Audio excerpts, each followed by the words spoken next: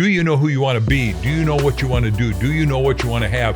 Do you know where you are now and where you're going? Because most people never have the GPS where they are. I go to work. I'm an engineer. I'm a doctor. I'm a garbage man.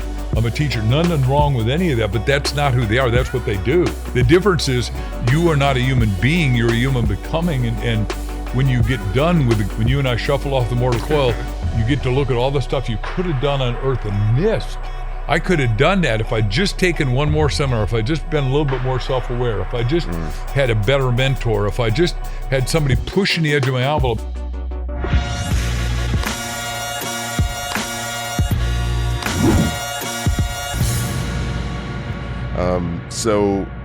Just for everyone's reference, you are listening to the All-In CEO.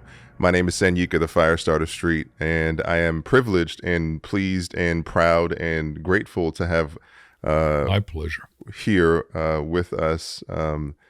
Luminary, is that a good way? Like, is it? I mean, I like that term. Look, okay, let's roll with the luminary, Mark Victor Hansen. How are you doing today, sir? More than wonderful. Better because we could do this podcast and help lots of people that have never heard of me and they know you. Yeah, I mean, I would imagine that it would probably be the other way around, just because of the fact that of your, you have this compounding effect in terms of like your people's awareness of you, obviously, in the Chicken Soup for the Soul books. But there's something else that's really interesting about you. I thought that is it cool if I share something? Yeah, anything. So I've experienced you over the past day and a half or so. I've experienced you in a few different talks and conversations in the metal community. But one of the really interesting things that I have witnessed about you is that you are this like power-packed resource of applicable information in any given moment. Like you have you're such a powerful resource of wisdom. Thank you. And it's applicable. And the reason why I said applicable, I mean, because it's applied science. It's like the science that's necessary for the moment, for the individual, for the person, for what they're experiencing in that moment. I like that. By the way, last night, just fortuitous, in the middle of the night, I got up at 4:00 because I was coming up with a brand new idea for our Dr. Sleepy. Because, every man's got issues as a grain chronology in the bladder problem. And he and I were talking about it. And I said, look, I think binary. I think it's got to be something like a 10 unit on the bladder. And it's got to also be an herb. I'm big into herbs and vitamins. And I even made $3 million here. And they bought me a Rolls Royce at a vitamin company. So I'm really keen on that stuff. Mm-hmm. And I love the whole industry. But it came up with me. And then all of a sudden I'm doing it. And I'm saying to myself, what is the deeper thing I'm supposed to resonate with? And the word that kept coming up was, and pulsating in my brain, in my fabric of my being, is like wisdom. And as you know, everyone has an auric energy, and this isn't meant to deprecate anyone, but Johnny Lunchbucket, who's never worked on him or herself, because what we're teaching in our Ask book, The Bridge from Your Dreams to Your Destiny, you got to have a self-awareness. Mm-hmm. Then you can have self-expression. If you get really good at doing something, like I'm world's best-selling author, you get self-mastery of an art or technology or a science. Mm-hmm. And then you go into, the highest level of that is self-realization, right? Attachment with Atman, attachment with God, whatever we want to call it, attachment with universal intelligence. Self-awareness. Self-awareness is first. Do you know who you want to be? Do you know what you want to do? Do you know what you want to have? Do you know where you are now and where you're going? Because most people never have the GPS where they are. I go to work. I'm an engineer. I'm a doctor. I'm a garbage man.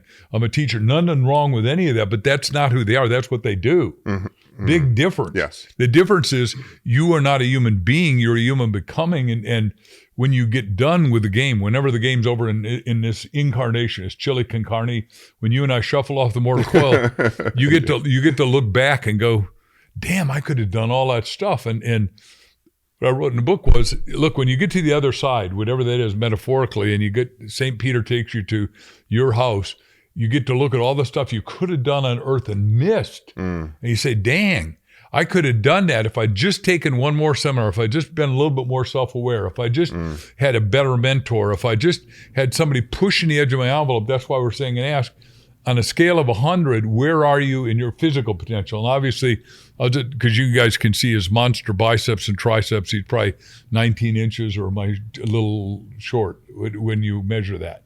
Yeah, something around there. I've Could be 1922. I don't know. I've been trying to hit the 22-inch or 24-inch pythons from Hulk Hogan ever since I was a kid, and I'm still striving for it.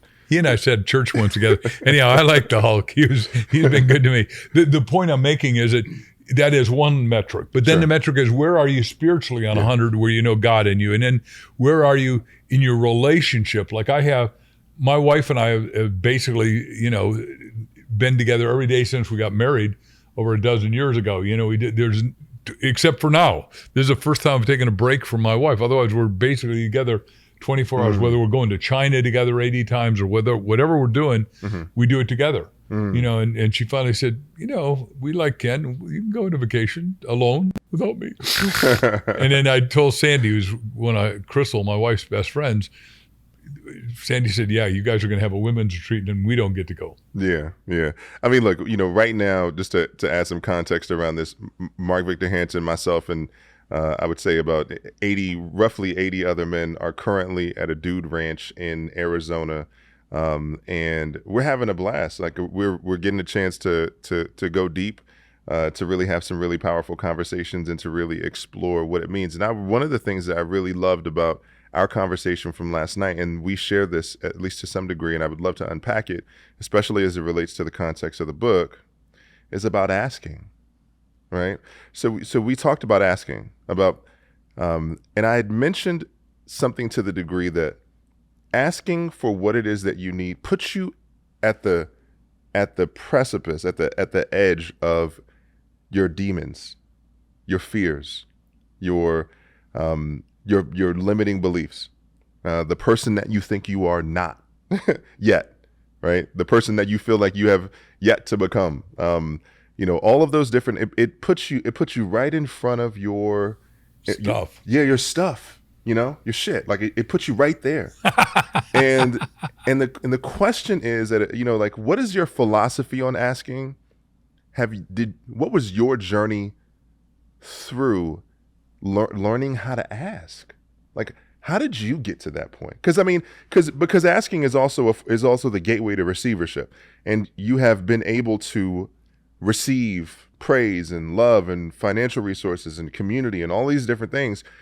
But it feels like it's at the edge of asking. Does that feel resonant? Does that feel like it resonates? I think you got 4 questions there all at once. You are correct. Unpack it a little bit. Yeah. So first of all, we wrote the book called Ask, The Bridge from Your Dreams to Your Destiny. Got it. Because what we did is we've been to talk to 7 million people in the last decade or so, a little before COVID. And what we said is, hey, here's the people, great people both. They're intelligent, they're good looking, they're smart, they're conversational, some of them have fashionistas. But the difference between those who succeed a little and those who are vastly successful is one thing only: they ask. And then we said, well, what are the channels of asking? There's got to be some matrix, some discernment. So we said, you ask yourself, ask others, and ask God. That's it. And then we said, well, wait a second.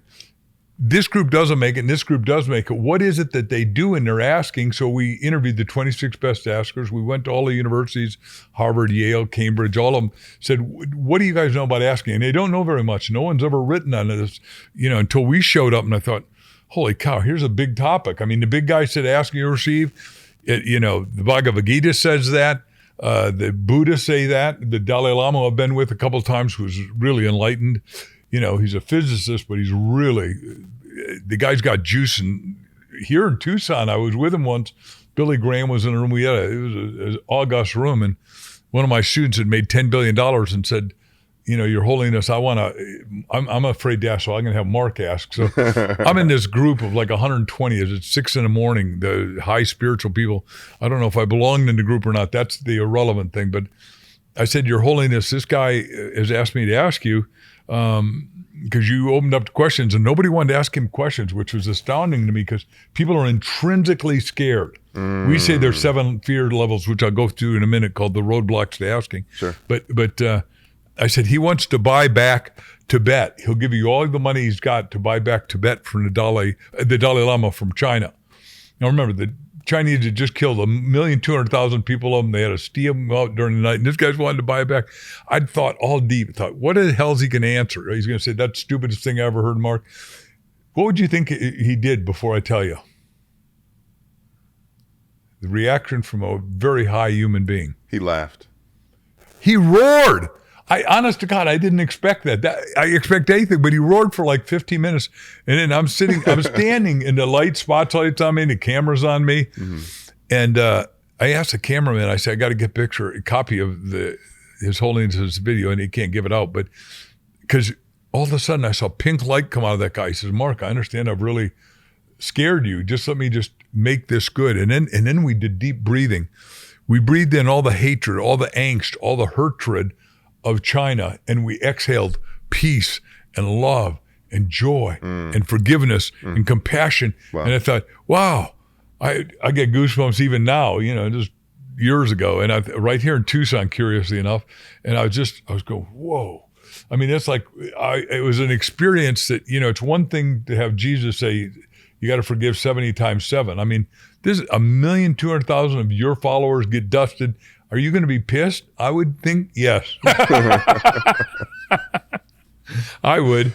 But he roared with laughter, and that was great. So anyhow, the roadblocks, just real quick, just so I don't miss that, is the first roadblock is sense of unworthiness.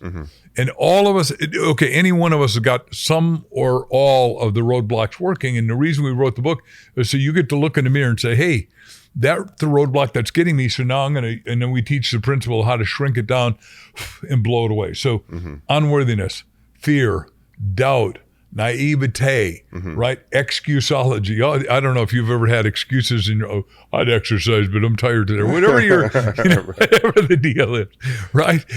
And all the way to disconnection, because, and right now, even a doctor was just telling me, hey, look, my kids are in university and they're disconnected because they think this is connection. This is not connection. Right. You and I are connected. Yeah. And our cameraman is connected right now, but the world needs to disconnect to reconnect, which is what metal did bringing us here. Yeah, absolutely. I love those the breakthroughs or those walls, those borders. What was the language that you used? We say it's called roadblocks to asking. Roadblocks to asking. And so, because most people don't know they got to go over, under, around, or through, because we all have them. Yeah. And everybody says, well, he never had one. Look at how strong he is. I promise you were in a lot of pain to build that muscle sometime. Absolutely. Look, by the way, I can laugh at it because I've done my muscle work. Look, one of the things that I love the fact that you started with unworthiness, because I follow the awareness around core wounds, right? And that the 5 core wounds are unworthiness, injustice, betrayal, and unfairness, and as I've looked at the way that we respond to unworthiness, as we looked at unworthiness, one of the things I realized is that unworthiness is a creation of our own mind, right? So we have created the feeling that we are unworthy, right? So how do you teach somebody to break free from the feeling that they are unworthy, of asking for what it is that they believe that they need? First of all, I love the question, because when I went bankrupt, like I was saying to you, in 1974, I felt totally unworthy enough to cut my wrist. So I thought, I'm really a schmuck. I lose $2 million of other people's money in one day. And it had nothing to do with me. It's the oil embargo hit. I was building out a PVC. I built the Wall Street Racket Club, Botanical Gardens, aviaries with a company I still don't like called Monsanto. And I was buying $40,000 worth of plastic, PVC. And it was my best, worst experience long-term. In the short term, I checked, they ask the wrong question, you get the wrong result. Ask the right question, you get the right result. Ask the right question, you get the right people to get the right result right now. So, but I was asking, I said, oh my God, what if I go bankrupt? I go to the world's biggest library at the time, New York Public Library, and I check a book out of the library, how to go bankrupt by yourself. Well, sure enough, if that's what right? The law of attraction is that what you think about comes about, right? Yeah. As a man or woman thinketh in his or her heart, the Bible says so is he or she. So question is, what do you want to do? And what you're saying is people start to revolve around unworthiness, and it's a spiral going down. If you start to say, hey, wait, I got self-worth, and you start to do it inside, and then you can find somebody to validate you, then you start to accelerate up. So the search within to reaffirm yourself and say, I am worthy. Right. And then the validation. Now, here's a question on the validation component. Somebody's listening to this and they're going to go, well, I have people around me that are going to validate me. Or invalidate me. but they may not know that it's an invalidation, right? They may not realize that person is not quite validating that they are worthy. Let me give you an example. So for instance, like sometimes we'll have a friend of ours who doesn't have the same belief system that we have, right? They don't have the same self-confidence, the same self-assuredness. They don't have the optimism that they can get through any challenge or any experience or something of that nature. And then when you go to one of your friends who is in that a previous peer group, the peer group that wasn't uplifting or that wasn't, going to the next level, and that person says, "Yeah, you'll be all right. No, you can do it. You'll be okay. You'll be fine." And is that the validation? Like, how does validation come in? Where am I looking for validation? Who's the person that's gonna, that I'm looking for when I'm in that period of unworthiness that can help me to transcend where I'm at, to really validate my experience? Okay, so I'm bankrupt and upside down. Mm-hmm. I meditate, and I'm saying to Big G, I say, okay, God, what do you want me to do? What is my destiny? Because I think we were all coded at birth with a destiny. Yeah. And I think I've hit mine in both writing and speaking and promoting business. Those are the three things I'm pretty good at, relatively speaking. Anyhow, so in terms of a lot of stuff, but so I want to speak, and God said, well, okay, so who do you want to speak to? I said, I want to talk to people that care about things that matter, make a life-changing difference. You got to get definite with the infinite, and then the infinite gets definite with you. And watch how fast this works. So I'm living in Hicksville, Long Island, New York for $100 a month. So you can see how I wasn't styling the profile, and I ain't living high, right? I get out and I got 3 roommates, right? And I say, hey guys, you know any young speakers, right? I'm 26 at the time, that are not Broadway stars, not celebrities, not doctors, not lawyers, and not cotton tops. They wouldn't have white hair yet. Mm-hmm. And the guy says, yeah, man, here's my ticket. The top young speaker ever is training all of us in real estate today. I can't go. You take my ticket and go. Guy's Chip Collins out in Hauppauge, Long Island, New York. I only had a $400 pitted window, permanently air-conditioned Volkswagen. Man, I had to wipe the snow off the window. I raced my butt out to Hauppauge. Watch, it's the worst real estate. I mean, interest rate's 28. Nobody's going to buy houses. Mm-hmm. The market had crashed. This guy, Chip Collins, wows an audience for 3 hours, entertains them, enlivens them, wakes up have you ever raised the dead? Well, I've talked to 7,000 audiences around the world. I've raised a lot of dead audiences and brought them back to life. But Chip was bringing these people back to life by blowing the spirit back into them, so to speak, with his enthusiasm and his humor, because he's funnier than hell, and became my mentor. But I go up to him and I say, hey, Chip, I'll buy your lunch. I want to do what you do. He said, you don't. Chance you making it's 1 in 1,000. Now, he didn't validate me, but I said, look, let me decide whether I can do this. Let me buy you lunch and tell me how to do it. He said, stay out of real estate. And I own the 5 boroughs in New York. Mm-hmm. I'm going to give you a market that nobody will touch. It's a bottomless pit. It's life insurance. At the time, I didn't know what it was. I didn't know no premium. I didn't know the CLU, nothing. I knew zip. But he said, you call on 10 people, one will say yes, no matter what. So, and charge $25. It's under market, sell 4 seminars. And if you were buying, I said, after I do my little 1 minute or 2 minute presentation, do you want to cut the check or have your secretary cut? And every one of them laughed and cut the check. Mm-hmm. It was amazing. And so I went 1 in 10 the first day and then 2 in 10 the next day, faith and ratios. Sure. So I got validated really quick. Mm-hmm. And by the time he came back from vacation, because he'd done really well and went on vacation to Disney in Orlando with his kids and his wife. And he came back and said, well, how'd you do? I said, well, I got more talks than you do right now. And suddenly he said, oh, you're valid. So then every week we met, and you got to have 4 things. You got to figure out what you want. It's got to be in writing. You got to visualize it. Your inner eye's got to take ownership of you are worthy before you're worthy, right? The Bible said, let the weak say I'm strong in Joel 3:10. It doesn't say let the weak say I'm weak, which is what happens is we start to say, well, I'm not that good. No, you got to pump yourself up. And because people will see you the way you see yourself, right? And then the fourth thing is you got to have 1 and 1 equals power of 11. Like Chip and I were mastermind partners, and obviously Jack and I masterminded selling 500 million books. It was more my dream than his. I write all the goals and said I'd sell 1 billion. I haven't done that yet, but I will, right? Because I'm still seeing that. Yeah, and it's exciting. That's fantastic. Are you feeling that? That's very, very exciting and empowering. Yeah. Invigorating. And listen, Because you start where you are. You Yeah. bloom where you're planted, like they say. Yeah, I mean, look, I had to ask off camera. I had to break the fourth wall because that was a really powerful breakdown. That the validation comes in a bunch of different forms. It can come in a result, it can come in affirmation, it can come in a divine, a divine download. Like it can come in a lot of different ways. Right? Let's go to the divine download, just because you're willing to do that.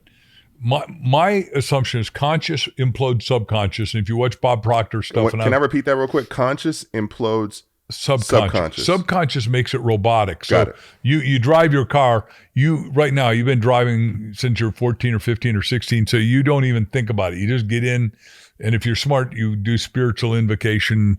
Archangel Michael, guard this car or something, so I don't have any accidents. But conscious, subconscious, super conscious, because that goes into the etheric, right? And then you say, well, let's go all the way to God conscious or universal intelligence or universal wisdom or love, whatever is comfortable for you. Even an atheist an agnostic can do those terms, some terms like that. Infinite intelligence. There is an infinite intelligence. There is a fabric. And what we're saying is, Crystal, my wife and I are saying, is when you conspire at a high level, the universe conspires to say, ta-da, here's what you asked for. And like I needed a break. I've worked really hard for 2 years, and all of a sudden Ken calls and said, aren't you coming to this thing? I said, I never got an invitation. And it was like 3 days ago.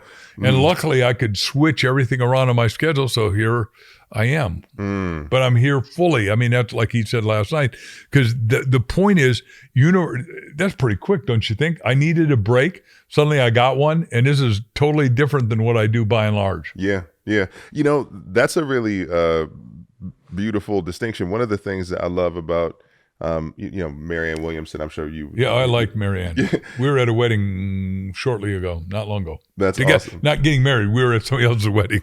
Yeah, and she was one of my first spiritual teachers. Yeah, with her little golden light. Yeah, and I've been at her doing the Monday nights of the Saban Theater, and I've experienced her in person, and one of the things that I remember her saying in an interview about you, as you were talking about sort of that manifesting, saying, hey, like I need a break. I want to put myself, in the God consciousness, and then it'll occur. And she talked about the definition of a miracle from A Course in Miracles. And one of the things that she said was that the definition of a miracle is a shift in consciousness from fear to love, right? A shift in perception. Yeah. And so like Jerry Jampolsky, the psychiatrist, writes that too. Yeah. Absolutely. So when I shift my perception, then I can experience a miracle, right? I can experience the new possibility. I can experience the thing, the new chance that I'm looking, the thing that I feel like I need in that moment. So first of all, I agree with her, and I certainly know the Course in Miracles. I know her work. It's great work. And Jerry Jampolsky is a friend too, but because there's only a few of us working a lot. Not that all of us shouldn't work, but anyhow, so I did a book called The Miracles in You. And what's amazing is the first line we did comes from Einstein, and he said, either everything's a miracle or nothing's a miracle. Because this is a miracle. You didn't know if I was going to say yes to doing this podcast. I did not, but I did ask. Yeah, you did ask. And if I did say no, hopefully it wouldn't hurt your feelings. Just later, or next week, or whenever we do it. But the point is, this is like a perfect time because it's a hiatus in between what you and I've got to do a lot here. I gotta just download. I gotta share this with you. In a previous version of myself 5 years ago, right? Because this is about the receiving end of asking. So I'd love for you to unpack this. So for instance, I ask you, I say, I asked you, what do you want to experience here? And you said, obviously the activities and other things that are going on that we're all experiencing. And I said, would you be open to doing a podcast? And what I try to do in my own mind is I try to strip everything down to an occurrence. I try to remove the color, the adjectives, or the myths, as Brene Brown would say. Remove the myth of whatever your response would be and just say, hey, look, it's an ask, right? I've presented you with an ask. I presented it as an occurrence. Let's see what happens. You say, yeah, you want to do it right now? So here's where the receiving comes in. And I'm sure you've seen this in other people, is that when they are confronted with the fact that they can actually get what they want in a moment's notice, they turn it down. This is why, by the way, Only because you said we can go as deep as you want. So I'm just finishing this book with my wife called From Wishes to Riches about Reverend Ike, exploring the wealth of God in you. Now the first chapter is really about supernatural healing. This guy could take people with tuberculosis and get rid of it. Because what he says is, this is the day of the Lord. It doesn't say next week down the line we're going to catch up to the big guy. What he talks about, and what I wrote pretty well, I think I've done his book. First of all, he's got 60 years of video. I mean, nobody's got the library that this guy created while he was alive, right?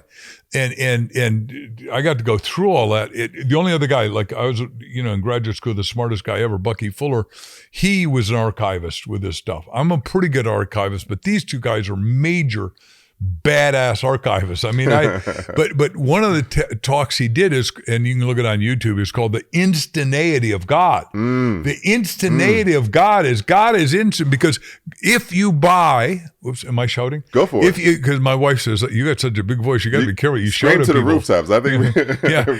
You talk about the instantaneity of God, because God is omnipresent, all present. And you go, wait a second, he's all present, and miracles weren't for Moses and just for Jesus and just for the disciples.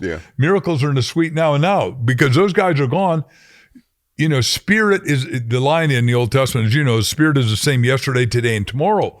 That means the instantaneity of God, and God is instantaneous. You and I don't know for sure. The next part's a little ishy, but that we're not in a hologram, especially now that we're studying the metaverse. I mean, obviously Einstein was my teacher's teacher. Albert was Bucky Fuller's teacher, but then, Bucky helped teach Hawkins, and Hawkins' last line before he died was, "We really live in a hologram." And at some levels, we say, look, this is 3D, you and I, but because we were here in meditation this morning, you can go to escalated states of consciousness, and I'm sure you've been there, or you wouldn't be doing a podcast like this. Indeed. You go, pretty trippy stuff. And then somebody who has not done any, back to that self-awareness work, if you haven't said, who am I, and gone inside, because what Jesus said, my house has many mansions, my brain, my mind, my beingness has many dimensions.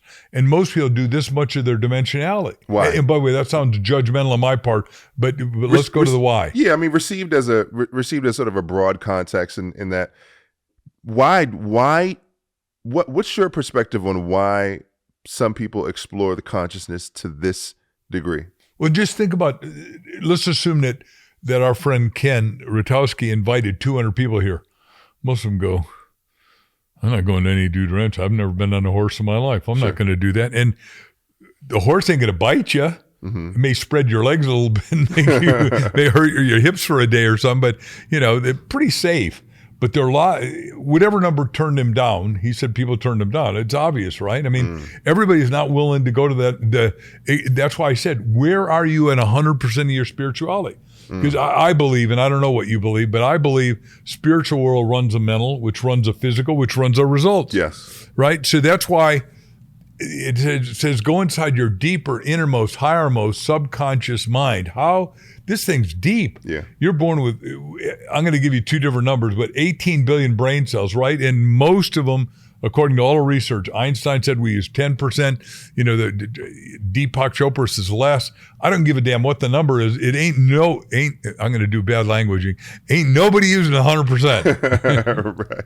No, they are not using 100%. We're not using 100%. And to your point about the subconscious, it's not designed to use 100%. Like we are to move into automated, autonomous thoughts so that we can get into our muscle memory. And the purpose of our brain is to leave available so that we can spot threats, so that we can spot the things that we need. Here's a really interesting thing that I was thinking about when you were talking about this percentage of people exploring the subconscious. This is my personal philosophy. I'd love to know your thoughts on it. I had a conversation with a friend of mine. I do a retreat called The Initiation, where I invite a select group of CEOs out into a wilderness retreat, and we're out there for a period of time doing personal development work. We talk about business and expansion, about expansion and consciousness as well. And we were at the fire one night, and we were having a conversation that said all fears are sort of boiled down to a fear of dying, right? Same thing in sales. Yeah. So they said I'm fear going of to dying. die if he didn't buy from me. That is correct. So I want to dive in on this. Then somebody else says, and somebody says, well, yeah, there's a fear of dying, but there's also a fear of living to your full potential, right? The instantaneity of God. If God gives me what I want right now and I don't feel like I'm ready or unworthy, right? Then I am not going to receive. Right, because you just shut it off. You are correct. You roadblocked. Because I roadblocked. Or I did, or we did. Right. So then I said, okay, well, if there's no fear, like if it's fear of dying and a fear of living, then what's the through line? Pain avoidance.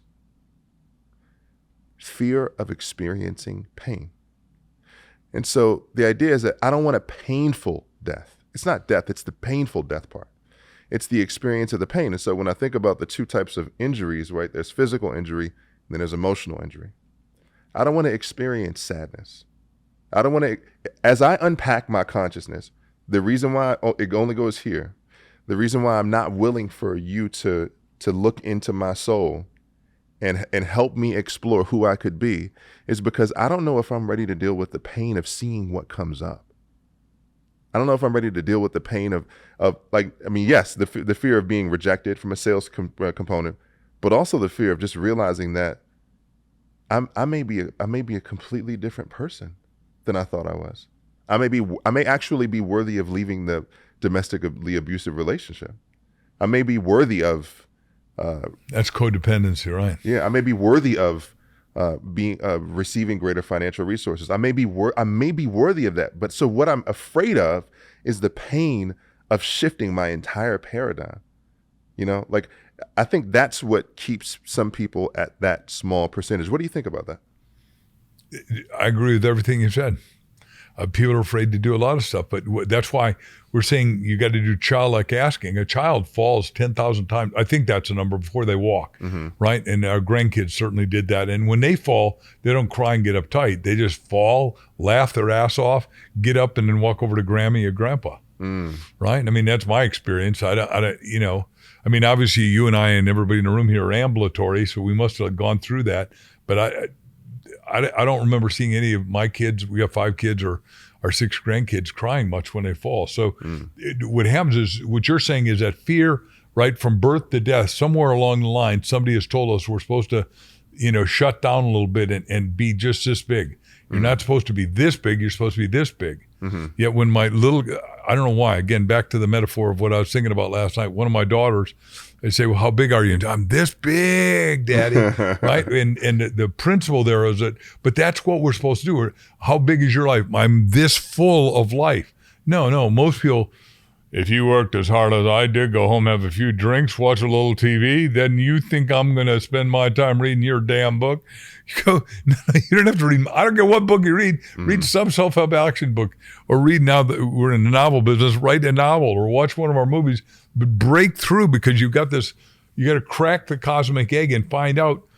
Let's talk about that real quick. So I'm in graduate school with Bucky Fuller, obviously one of the smartest guys ever, right? I think smartest guy of the last century. So as for 7 years I was with him, because I was a slow learner, I guess, but I love working with Dr. Fuller. So the point is that one day he's got the 2 smartest guys I'd seen on the cover of Newsweek and Time Magazine, Watson and Crick. They just discovered DNA and RNA. This is like 1972 or so, right? And Bucky says, oh, Mark, I got a problem. I can't meet him now for about 6 hours. Can you take him on a tour? And I go, you're asking me?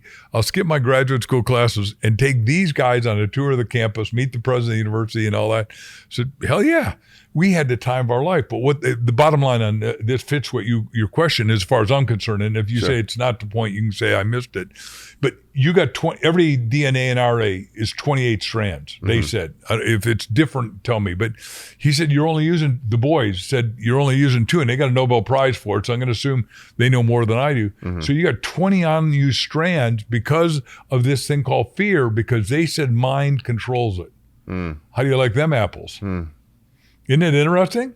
So look, you got 2% of 20 is 10%. You're back to Einstein again. I never thought about it until right now, but because I'm exploring this with you. Yeah. Is it, all of us got all this potential. And then back to what you said a few seconds ago, 10 paragraphs ago, the little old lady has the car fall on her grandson, and she's 90 years old. She goes on and goes 2,000 pound car. Whoop, whoop, And if you asked her, could she lift a 2,000 pound car, she would say, No. no. But then how the hell did you do it? Well, some part of your strands in there ain't been used or got activated. Back to what you said. So fear. So I'm making this up again, but courage isn't lack of fear. Courage is being willing to step on your fear, overcome your fear, go through your fear, whatever it is, and get to the other side of it. And I'm not exactly sure why it works and why it doesn't work, but fear is either positive or negative. I had fear to start the speaking business, but I had nothing else to do. I had nowhere to go back to, so I had to go through my fear. So do you believe that if you had options at the point where you decided to move through the fear to really pursue your speaking business, if you had do you believe that you needed to put yourself against a wall to really propel yourself forward? Let me do it from a spiritual point of view, and then you object if this isn't clear. But I think God in me said, hey, Marky, you're supposed to go do this. And I had to have you go bankrupt. So you had no choice because, you want to become a great communicator in both written and verbal and film and, whatever other meta universe stuff that we're breaking into this minute. Yeah. So, because like last night, I called my wife and said, I see now what we got to do next. I mean, I'm really a good futurist and all that. And she wants to, if you'll get a free copy of the book before we leave, but as I told you last night, all my businesses are three principles. They got to be unique. They got to be transformational to whoever's getting it, and inevitable as a fix. So the uniqueness of ask, the bridge from your dreams to your destiny, it starts with the longest fable, and we think it'll be the number one fable in America, called The Fable of Michaela. And my wife wrote it, and she was going to put it in 4 parts of the book. And I said, no, sweetie, we're going to crush it together. And we get hundreds of letters a day. And saying, God, that transformed me. I was in the middle of the night. I went and woke up my wife and said, honey, I got to read this. And then I woke up my teen, and they blubber because use the word myth. And our friend Campbell said, a myth is something that never was and always is. We wrote it as a myth to get you to transform you, so you'd be open to the rest of the book. Because, asking is, back to what you said, the first thing of this conversation, is a really heavy duty thing. Because it puts you on the line. Because if I say no, I crush your butterfly of spirit. Yeah. Yeah. First of all, I want to just acknowledge the fact that your constant collaborator and partner is your wife. I mean, like, this is the all-in CEO. And the idea is especially for men that are looking to step into greater leadership in terms of who they are and how they show up in the world. How did you get to the point where your wife was your partner? How did that happen? And how many guys have told you this was an awful idea, if any? Well, by the way, I can talk to both those, but let me go back one and how. So I went through a really painful, extraordinarily expensive divorce. So one of my best worst experiences. So I said, ain't happening again. So what I did is, because I believe this thing I teach you, figure out what you want and just ask yourself, and then ask yourself and literally put it in writing. The Old Testament, Habakkuk says, write a thing, make it clear, and it'll be established on you. That's definite certainty, biblically speaking. And there is an instantaneity, but the reason God doesn't do it all at once is because you'd crush you, because you can't take all that amount of good. Yes, absolutely. I literally, in the 20th anniversary issue of Chicken Soup for the Soul, we put it in the first story. It's 267 things I needed in my ideal wife: the qualities, the values, the virtues, the stuff. And then I discovered I had to be them before I could have them. So boy, then I had to spend 3 years on doing that. All of a sudden, I'm doing this seminar in LA, Author 101, and I see this beauty. This woman's just got pulchritudinous emanating out of every pore of her being. And I thought, oh man. So I asked the guys, that knew her, I said, what's her name and is she single? Because I don't want to go after some married woman. Said, yeah, she got divorced a while ago. I said, oh, way cool. Because one of the things was, if she has kids and I got kids, the kids preferentially get together, right? She's got the same values I do. She's got to want to travel. She's going to have to love me and love my business. And she has to have made her own money, not because I don't want somebody marrying me for my wallet, because I think that is a deterrent to love, not an asset to love. And I want an asset to my asset. And I can go through all the stuff. She had to be slender and decide that she was going to be healthy the whole life. Because I don't want her to decay or me to decay, right? I don't want me to be a burden to her and then all the stuff we had to do. She can't be an alcoholic. She can't be a drug user. Yeah. All the stuff, good and bad, positive. So we wrote that down and I never told her until after we got married that she was 267 out of 267. And when I say, when you write down your goals, you write them down, but you don't cross them out. I got the milk, I got the eggs, I got the broad, right? Because what do you do when you're 16? You say, man, I got a hot babe, I got eye candy, right? Fine when you're 16. You got one value. Superficial. And what does she say? I want him tall, dark, handsome, and strong. How about the rest of him? Let's go for some dimensionality. Sure. Let's say that we're spiritually alignment. Let's say that we're congruent. Let's say that we really want to impact total humanity. Let's say that we want to do what Dr. Peter Diamandis says, make a positive impact on 1 billion people during the next decade, which right now, if this book thing I'm doing, MarkVictorHansenLibrary.com, where we're going to help more people get their books done faster. We do them in 100 days, ghost them if we need to. What if we could really do that and get everyone to write their book? Wouldn't that be cool to affect 4 billion people and get everybody that can't read? Now, my parents were illiterate, so I'm real clear how painful that is. And you say, well, I can't swim and it doesn't affect anybody else. Damn right. If I throw your ass in the water and you can't swim, you drown me and you. Yeah. And I am a recovered team diver, so I'm not it's like on the airplane, they should put the air mask on you first. Same with reading. What if you can't read the instructions at the restaurant and you put poison in by accident? You just couldn't read it. You didn't know, and you didn't see the poison sign. Or anybody. I'm not picking on you personally. I'm saying it is critical today on a go-forward basis for all of the world. My cliche is you got to read to be freed. I want to free the people. I don't like communism. I don't like socialism. I don't like totalitarianism. I like capitalism. It's got foibles, but they're not that bad in real capitalism. Yeah. And so that 267 out of 267, the alignment of your goals and your values. 100%. And that brought you to the point where you invited your wife into obviously then your potential partner, but you invited her into your universe. And for 3 years. And it was just, and after that, it was just lock. So let me do one more thing, and that is, we're in Costa Mesa. I owned a company. We had 397 employees and all that. A big company. I was running a $100 million business. So we're sitting at Mother's eating a nice green meal and just indefatigably in love already. Man of the cloth is sitting as close as I am to you right now. And the guy says, you guys look like you're really in love. I said, thank you very much. And I thought, okay, buzz off. He said, well, can I tell you what keeps a marriage together? There's only one thing. Now I'm stuck. Yes, sir. He said, well, I'm head of Billy Graham Ministries. I said, cool.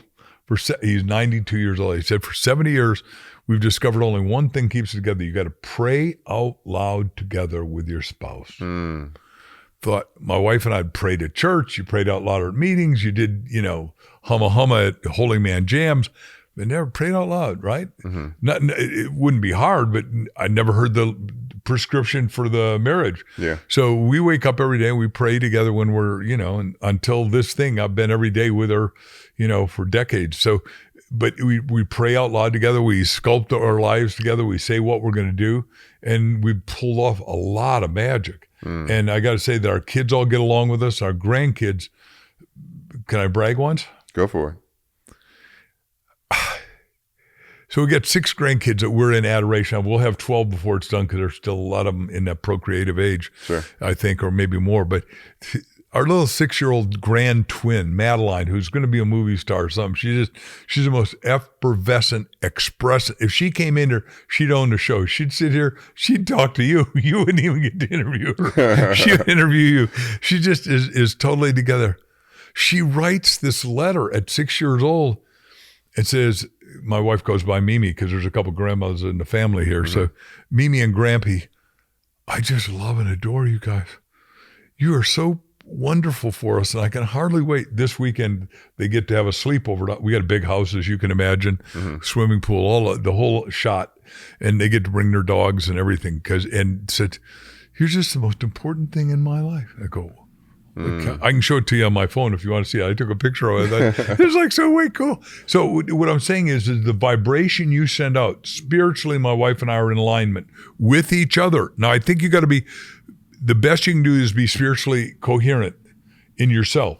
If you can be coherent with one other, then you can be almost coherent with a lot of others.